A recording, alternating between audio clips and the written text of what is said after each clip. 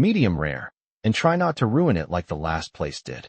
The words weren't loud, but they carried, slicing clean through the low hum of conversation and the soft clink of crystal glasses inside the Halstead room, a rooftop steakhouse overlooking the Manhattan skyline.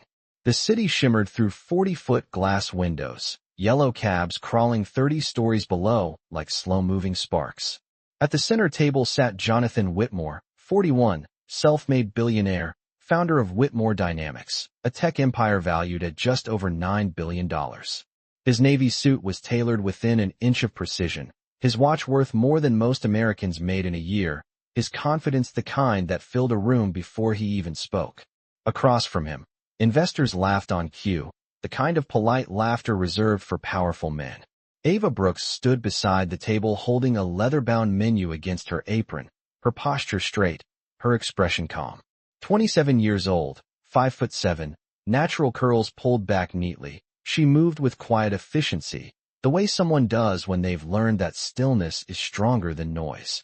Jonathan barely looked at her when he handed back the menu. "And make it quick," he added, glancing at his phone as if time itself answered to him. The table chuckled again. Ava nodded once. "Yes, sir." Her voice was steady, warm, unmistakably American with a trace of Brooklyn beneath it. She walked toward the kitchen, black non-slip shoes silent against polished walnut floors. Behind her, the skyline glowed gold and silver, and the investors leaned closer as Jonathan spoke about a pending acquisition set to close before midnight, a deal rumored to push his company past the $10 billion mark. Power pulsed around him like electricity. In the kitchen, flames leapt beneath cast-iron grills, the scent of butter and rosemary rising in the air. Ava stood still for a moment, eyes focused not on the steak searing to a perfect medium rare, but on something else entirely. 10 years ago, her family had lived in a 2-bedroom walk-up in Brooklyn, 900 square feet, rent-controlled, stable. 10 years ago, a signature on a corporate restructuring document had changed everything. She had memorized that signature the way some people memorize scripture. When the plate was ready, she inspected it carefully. 16 ounces. Seared crust. Pink center. Exactly what he ordered. She carried it back out, weaving through tables of tailored suits and quiet ambition. As she approached Jonathan, he was mid-sentence, describing leverage, percentages, control. She placed the steak in front of him with practiced precision. At the same time, her fingers slid a small folded note beneath the edge of the white porcelain plate, so smoothly it looked like part of the service. No one noticed. Not the investors. Not the sommelier refilling a $400 bottle of Cabernet. Jonathan reached for his knife, cut into the steak, satisfied by the color. Then his fingers brushed the edge of paper. He paused, just slightly. He unfolded the note beneath the table, expecting a receipt correction, maybe a wine suggestion. Instead, he read a single line written in neat, deliberate ink. "You don't recognize me. But I recognize your signature. Brooklyn, 2013. The color drained from his face so subtly only someone watching closely would have seen it. The skyline outside still glittered. The investors were still talking. But for the first time that night, Jonathan Whitmore stopped cold. Jonathan Whitmore read the line again, slower this time, as if the ink might rearrange itself into something harmless. Brooklyn, 2013. The numbers pressed against his memory like a fingerprint. Around him, the investors were discussing market expansion into Austin and Seattle, their voices smooth, confident, unaware that the temperature at the head of the table had shifted. He folded the note once, then again, slipping it into the inside pocket of his suit jacket with controlled precision. His hand did not shake, but his appetite was gone. Across the table, a venture capitalist raised a glass and said something about dominance in the sector. Jonathan forced a smile that felt rehearsed, mechanical. He nodded at the appropriate moments, but his mind had already left the rooftop. It had traveled back 10 years to a glass conference room with brushed steel walls and a projection screen displaying cost analysis charts. Back when Whitmore Dynamics was not yet worth billions, when survival required difficult decisions. He remembered the restructuring phase, the acquisition of distressed properties tied to a data center expansion. He remembered signing a stack of documents without reading every address attached. It was efficient. It was strategic. It was necessary. That was what he told himself at the time. Outside the windows, a helicopter blinked red against the dark sky. 30 floors below, traffic crawled along Fifth Avenue. Jonathan reached for his water instead of his wine, buying himself a second to think. Brooklyn, 2013. He had approved a redevelopment project that cleared out an aging apartment building to make room for a fiber infrastructure hub. The reports had described the tenants as numbers: 42 units, 91 occupants. Temporary relocation packages offered. Risk mitigated. He had not pictured faces. He had not imagined a 17-year-old girl memorizing the curve of his signature. On the other side of the dining room, Ava moved between tables with the same steady rhythm, refilling glasses, clearing plates, her expression unreadable.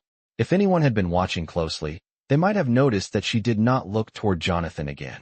She did not need to. She had already seen what she came to see.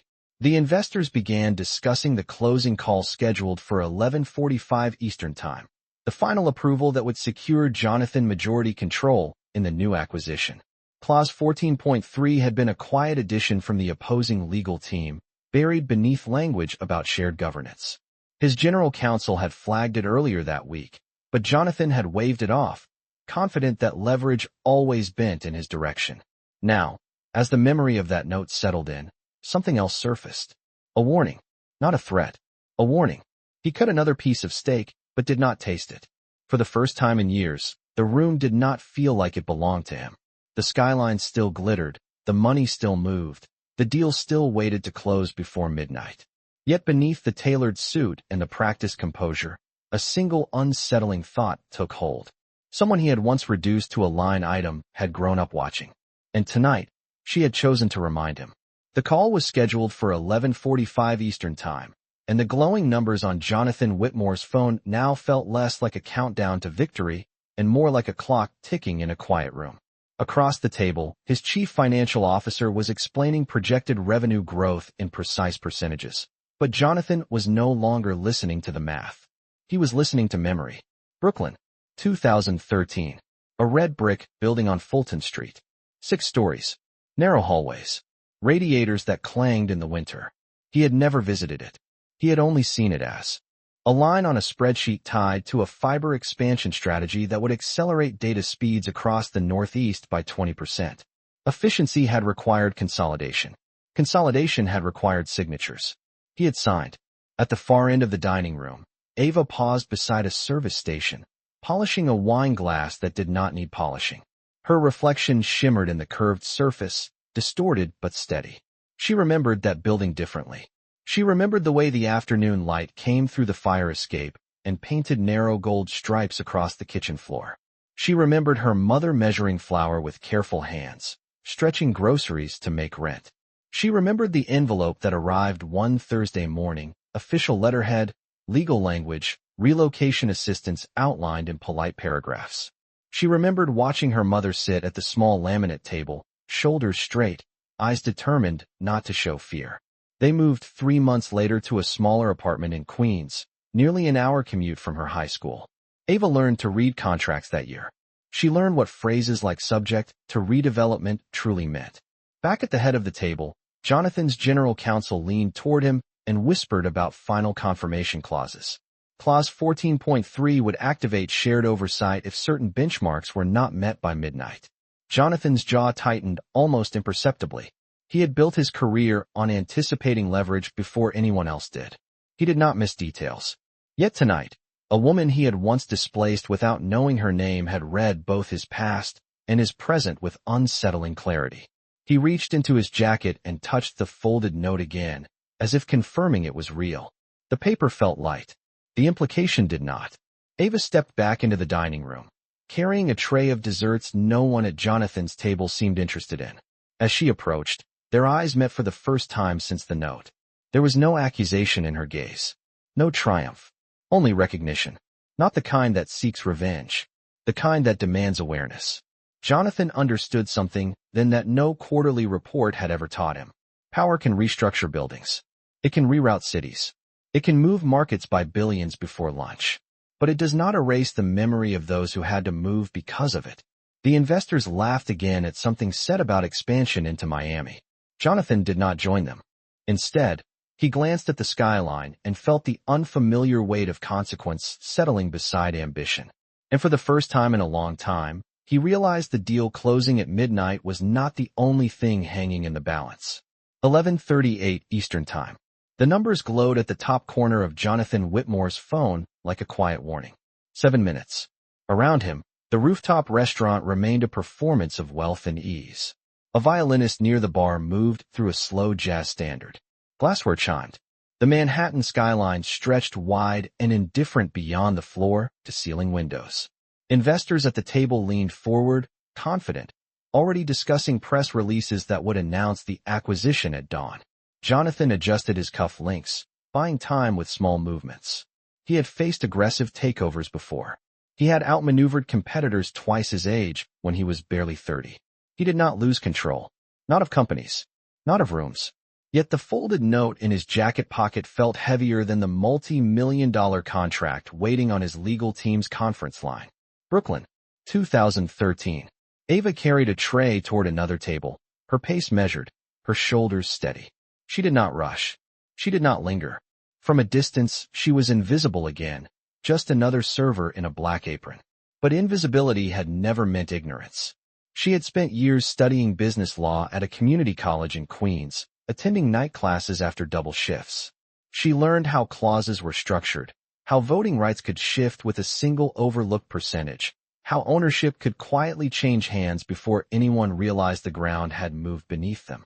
When the news broke last week about Whitmore Dynamics negotiating a strategic merger, she recognized the names instantly. She read the public filings. She saw the pattern. It looked familiar. Clean language. Polite assurances. Hidden leverage.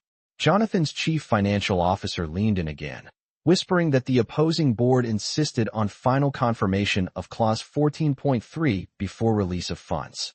Standard governance language, he said lightly, though his eyes betrayed concern. Jonathan nodded slowly. Standard. That was what they had called the eviction notices too. Standard procedure. Necessary adjustment. Efficient restructuring.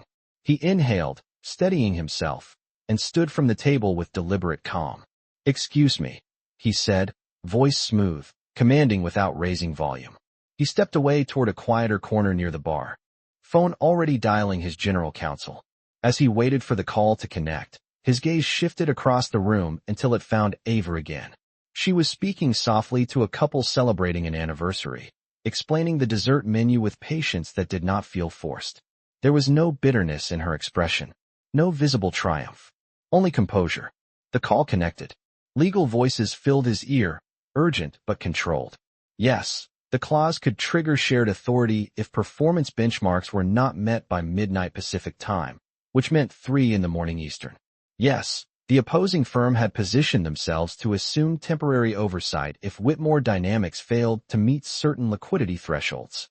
No, they had not considered the speed at which capital could be shifted if alerted in time. Jonathan's mind moved quickly now, faster than the violin, faster than the laughter at his table. He understood the architecture of leverage. He also understood that someone had chosen to warn him instead of watching him fall. Across the room, Ava finally allowed herself a single slow breath. She had not written the note to settle a score. She had written it because she recognized the blueprint of displacement when she saw it. 10 years ago, her family had been numbers on a spreadsheet. Tonight, she refused to let someone else become one. And as the city lights flickered against the glass, 2 people who once lived on opposite sides of a signature now stood on the same edge of consequence. 11:42 Eastern Time. 3 minutes until the call would determine whether Jonathan Whitmore remained the sole architect of his empire or became a figurehead inside it. He stood near the bar, phone pressed to his ear, listening as his legal team recalculated numbers in real time. Liquidity transfers, short-term credit lines, emergency capital movement measured in millions per minute. The skyline beyond the glass felt closer now, as if the city itself were leaning in to watch. At the main table, investors checked their watches, unaware that the conversation had shifted from celebration to containment. Jonathan's reflection in the dark window looked composed, but inside, something had changed. He was no longer thinking only about leverage. He was thinking about consequence. Move the reserves from the Boston account, he said quietly into the phone. Trigger the contingency funding. Now, His voice did not rise. It did not need to. The attorneys confirmed. Transfers initiated. Deadlines recalculated down to the second.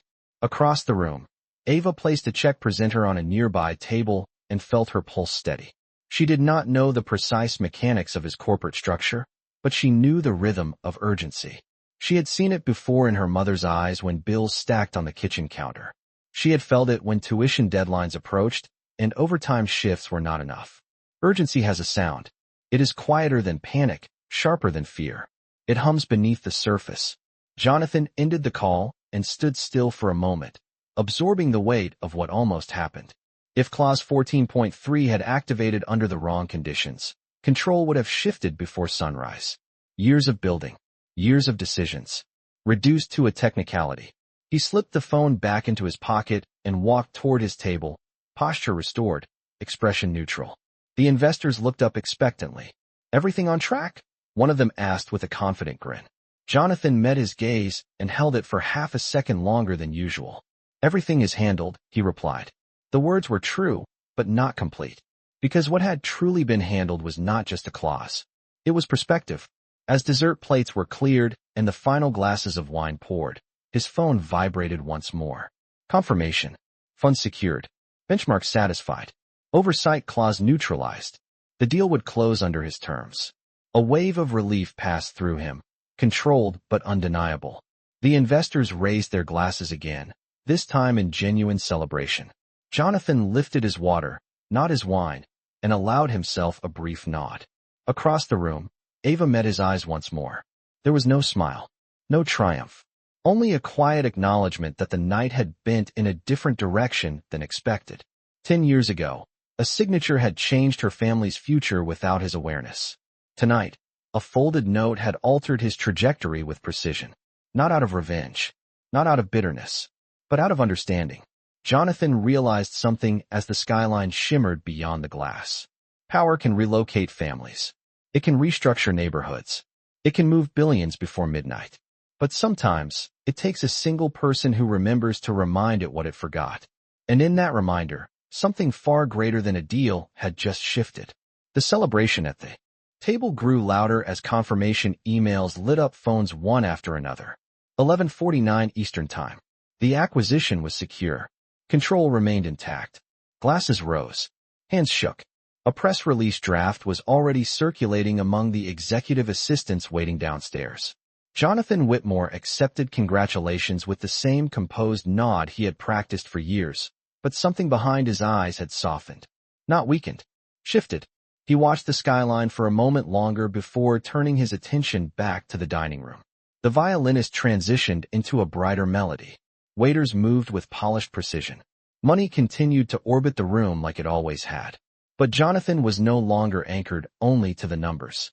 Across the floor, Ava placed the final receipt on a neighboring table and thanked the guests with calm professionalism. Her shift would end in less than an hour. She would take the subway home to Queens, transfer once at Lexington Avenue, and review notes for her night class before sleeping. Her life had not transformed because of a billionaire's close call. She had not written the note expecting a reward. She had written it because she recognized a pattern and chose not to let it repeat. Jonathan stepped away from his investors once more, this time without urgency. He walked toward the service corridor where Ava was organizing a stack of menus. The noise of the dining room softened behind him. For a brief second, they stood facing one another without witnesses. He did not speak immediately. Power had always made words easy for him. Tonight, they required intention. "You saw something I did not," he said finally, voice even, stripped of performance. Ava met his gaze without hesitation. "I have had practice reading fine print," she replied. There was no sarcasm in her tone, only truth. Jonathan reached into his jacket and unfolded the note again, smoothing the crease with his thumb. "You could have let it happen," he said quietly. Ava considered that. 10 years of memory flickered behind her steady expression. "I know what it feels like to be caught off guard by language you trusted," she answered. "I did not want anyone else to learn that lesson the way we did." The hallway lights cast a soft glow against stainless steel doors and white tile. In that narrow space, the distance between them no longer measured in wealth or status. It measured in understanding. Jonathan nodded once, slowly. He was a man who had built algorithms to predict consumer behavior across 50 states. Yet he had never calculated the long-term cost of a signature on a family he would never meet. "I cannot change what happened," he said. Ava did not flinch. "No," she agreed. "But you can decide what happens next." The words settled between them, heavier than any contract clause. Out in the dining room, applause broke out as someone announced the official closing time stamp. Midnight approached. Jonathan folded the note carefully and placed it back into his pocket, not as a reminder of threat, but as a reminder of perspective. And for the first time in a decade, he walked back toward the head of the table, carrying something that money alone could not secure. Midnight arrived without fireworks, without headlines flashing across the sky, just a quiet digital confirmation stamped at 12 o'clock Eastern Time. Applause rippled through the rooftop dining room as phones buzzed in synchronized celebration. Jonathan Whitmore stood at the head of the table while investors clapped him on the back and praised his instinct, his timing, his dominance.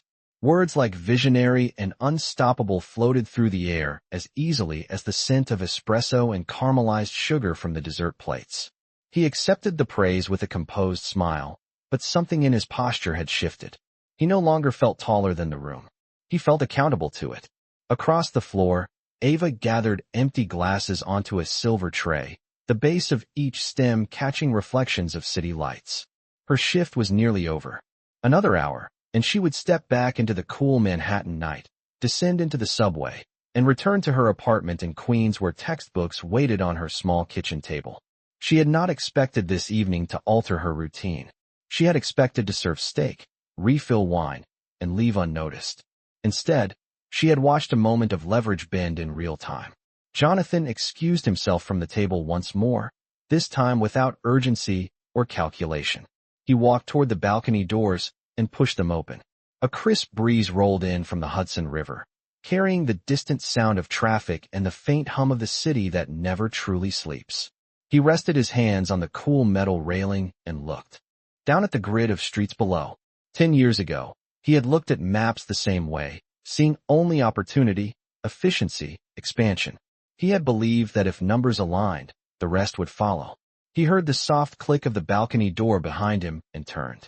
Ava stepped outside briefly to collect a stray linen napkin caught in the breeze. For a moment, they stood under the open sky, the city stretched wide beneath them. "The deal closed?" she asked calmly. "Yes," he replied. "Because of you." Ava shook her head slightly. "Because you moved fast," she corrected. "I just recognized the pattern." The wind lifted a strand of her curls before she tucked it back neatly. Jonathan studied her expression, searching for resentment, for triumph, for something dramatic. He found none, only steadiness. "You said I can decide what happens next," he said quietly. "What would you decide?" Ava looked out over the skyline, lights reflecting in her eyes. "I would read every name on the next redevelopment list," she answered. "Not just the numbers." The words were simple, but they landed with more weight than the applause inside. Jonathan nodded slowly. He had built an empire on speed, on decisive moves measured in seconds and dollars. Tonight, someone had reminded him that impact is measured differently.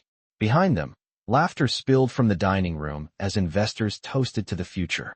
Ahead of them, the city stretched in rows of windows, each one holding a story invisible from 30 floors above.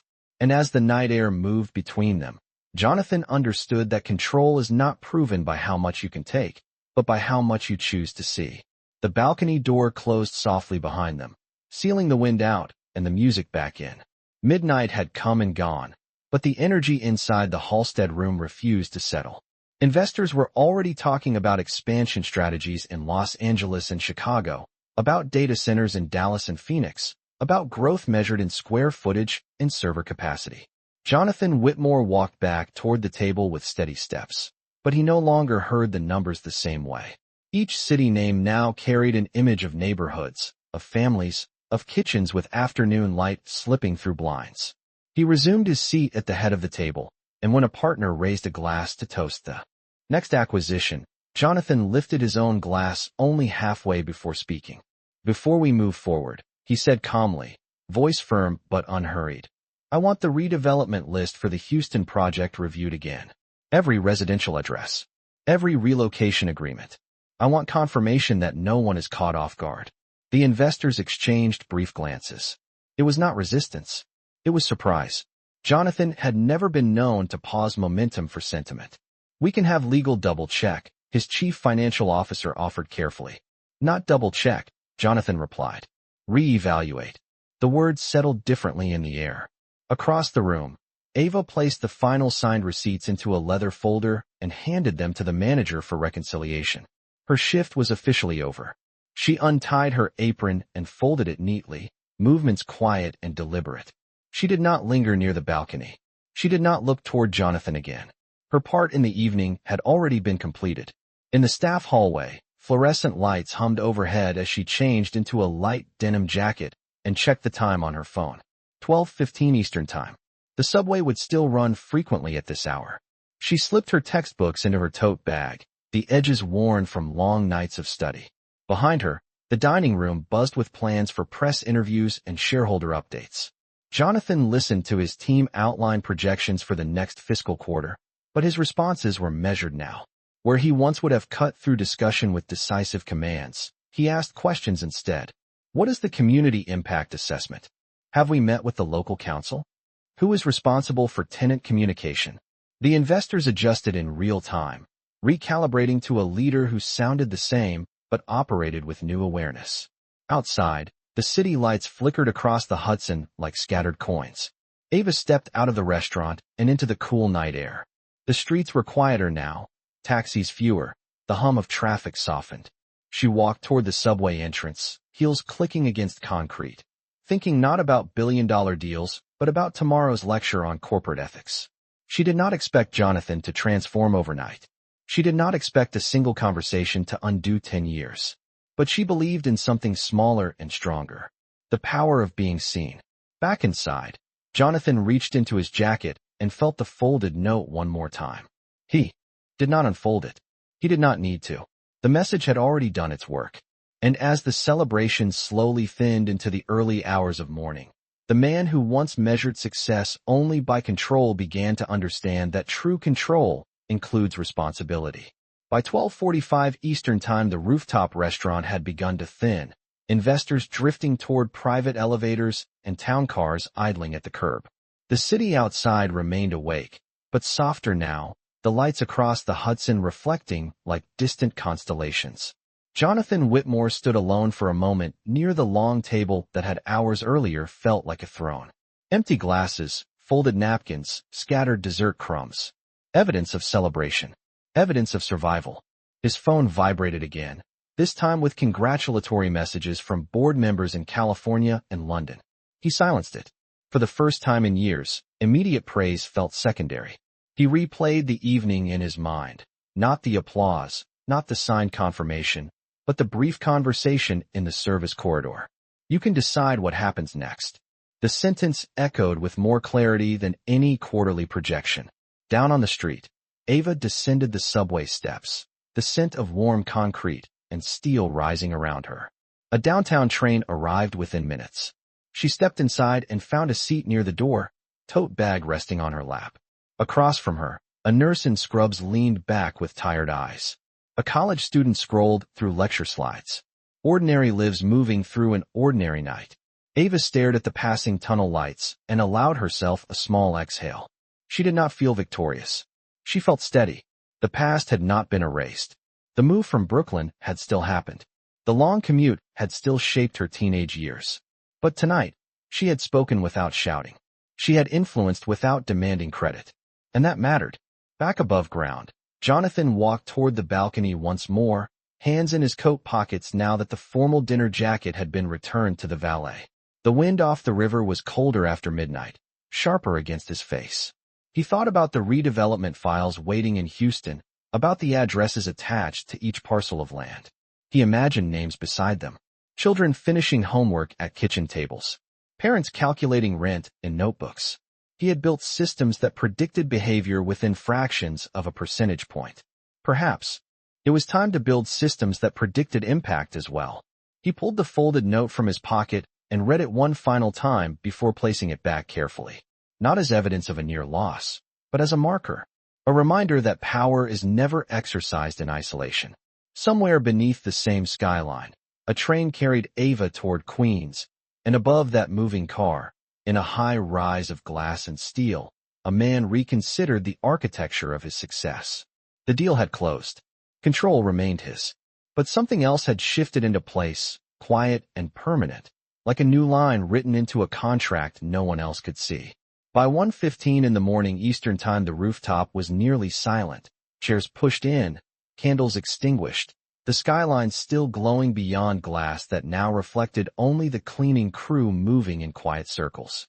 Jonathan Whitmore remained by the window longer than necessary, coat draped over his arm, tie loosened but not removed. His driver had texted twice. The board had already scheduled a breakfast call for 8 o'clock. The machine never stopped. Yet for the first time in years, he did not feel rushed to rejoin it. He replayed a different image instead. A red brick building in Brooklyn he had never physically seen. A family kitchen he had never entered. A teenage girl watching her mother open an envelope stamped with corporate letterhead. He had once believed leadership meant decisiveness without hesitation. Tonight he understood that leadership also meant awareness without excuse. Down in Queens, Ava stepped off the train and climbed the worn concrete stairs to street level. The night air carried the scent of late-night food carts and distant traffic. She walked 3 blocks to her building, a modest structure with chipped paint and narrow hallways that echoed with familiar footsteps. Inside her apartment, she set her tote bag on the kitchen table beside open textbooks. Corporate ethics, business governance, case studies in redevelopment. She poured herself a glass of water and sat down, not to celebrate, not to replay the evening, but to study. Tomorrow's class would discuss fiduciary responsibility and stakeholder impact. She allowed herself a small, thoughtful smile at the timing. Back in Manhattan, Jonathan finally stepped into the elevator alone. The mirrored walls reflected a man who looked the same as he had 3 hours earlier. Same tailored suit, same posture, same billionaire valuation attached to his name. But reflection is not always evidence of sameness. As the elevator descended 30 floors, he opened his phone and drafted a short message to his executive team. Effective immediately, all redevelopment projects require direct community briefings before contract execution. No exceptions. He read it once, then sent it. The elevator doors opened to the quiet lobby. Outside, the city lights stretched endlessly, indifferent to individual decisions, yet shaped by them all the same. Somewhere beneath that skyline, a young woman prepared for class, and above it, a man adjusted the blueprint of his company. The deal had secured his power. The night had redefined it. And as New York moved steadily toward morning, 2 lives continued forward, no longer connected by silence, but by a choice that would not be undone. Morning arrived over Manhattan in pale gray layers, sunlight slipping between glass towers and reflecting off steel like quiet applause. At 8 o'clock Eastern Time, Jonathan Whitmore sat at the head of a long conference table inside Whitmore Dynamics headquarters, 35 floors above the city he had learned to master. Screens glowed with quarterly projections. Executives shuffled printed agendas. The acquisition from the night before was already trending across financial news platforms. Headlines praised strategy and timing. No one mentioned a folded note or a rooftop balcony conversation. Jonathan listened as his chief operating officer outlined the next redevelopment initiative in Houston, complete with projected timelines and efficiency targets. When the slide displaying residential displacement estimates appeared, the room remained businesslike, detached. 48 units. Estimated relocation packages. Projected cost mitigation. Jonathan did not interrupt immediately. He allowed the numbers to sit in the air. Then he leaned forward, fingers resting lightly against the polished table.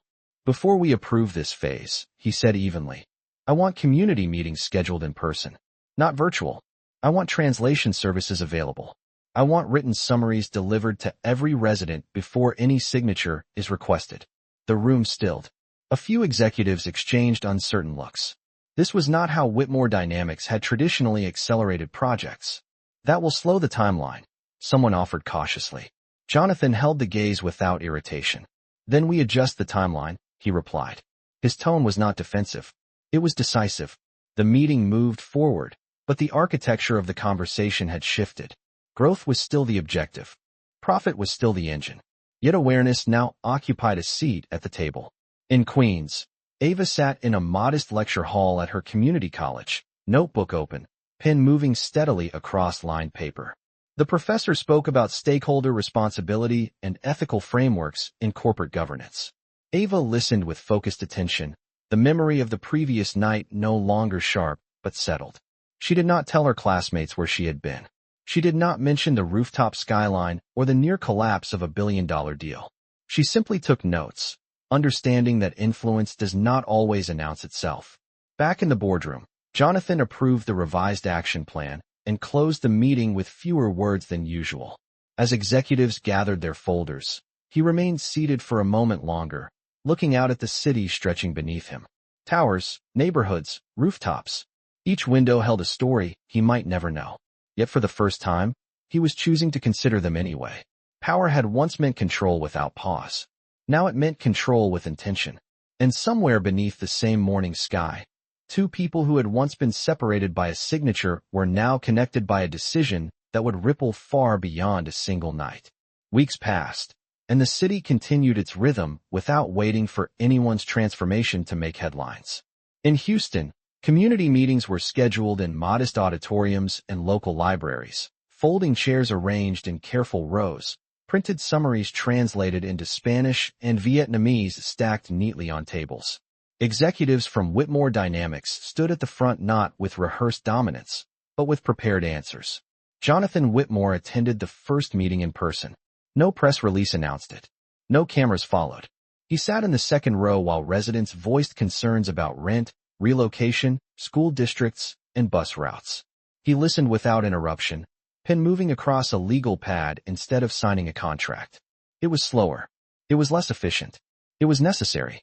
In Queens, Ava balanced work shifts with classes, her days measured in subway rides and study sessions at a small kitchen table beneath a flickering overhead light.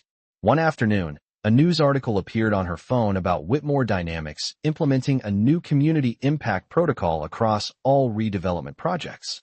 She read it once, expression calm, then set the phone down and returned to highlighting a paragraph in her textbook about ethical leadership. She did not expect acknowledgement. She did not need it. On a cool Friday evening, nearly a month after the rooftop dinner, Ava reported for another shift at the Halstead room. The skyline looked the same. The tables were set the same. Power still reserved the best seats. Halfway through her shift, she noticed a familiar figure seated near the window, alone this time. No investors, no entourage. Jonathan Whitmore. He wore a simple dark blazer, no tie, no performance in his posture. When she approached the table, he met her eyes with recognition rather than surprise. "Good evening," she said professionally. "Good evening," he replied, voice steady. He ordered coffee instead of steak. When she placed the cup before him, he did not slip her a note. He simply said, "Thank you." Two ordinary words, stripped of weight, yet heavier than any clause in a contract. Ava nodded once. "You are welcome." Outside, the Hudson reflected the last of the sunset. Inside, the noise of wealth and ambition carried on as it always would. But between them existed something quieter. He had the power to own the room. She had the courage to change it. And long after the plates were cleared and the skyline dimmed into night, that balance remained.